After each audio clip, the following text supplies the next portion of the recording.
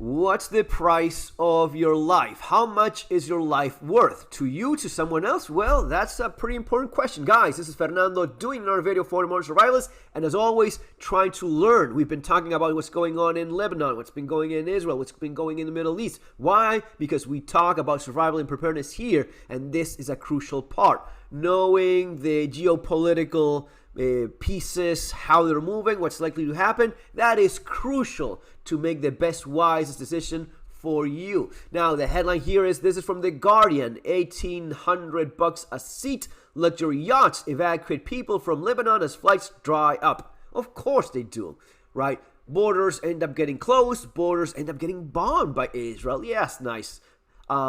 As that happens, people try to leave any way they can, commercial, military, and even then, that may not be enough, and you have the option of getting into a yacht and leaving.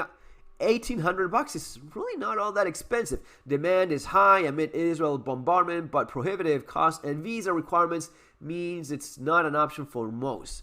Well, the things we've been talking about here for a very long time. The idea of having your visa update. Do you have another citizenship? Do you have the money to pay for these things? Is all of that within your tools? Is that something you've been working on? You've been paying attention to the topics that I cover here, because we have talked about this exact same thing many times over the years.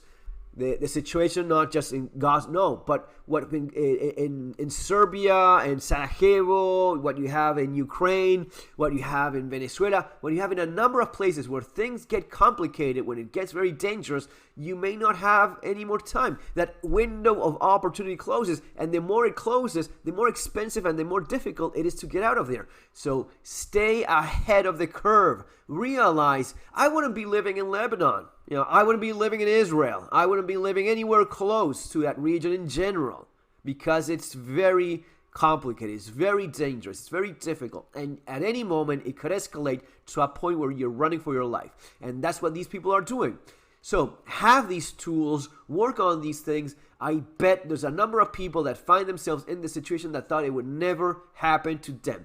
It's the oldest story in the world. It's always been that case. And yet, again here, guys, remember to prepare as best as you can, and for that I recommend my books, Street Survival Skills and Surviving the Economic Collapse. I talk a lot about these things in these books in terms of making the smart decision, staying ahead of the curve, and reading what's happening way beyond you end up like this, especially given how biased the media, the mainstream media, the legacy media is with these topics. See you later. Take care.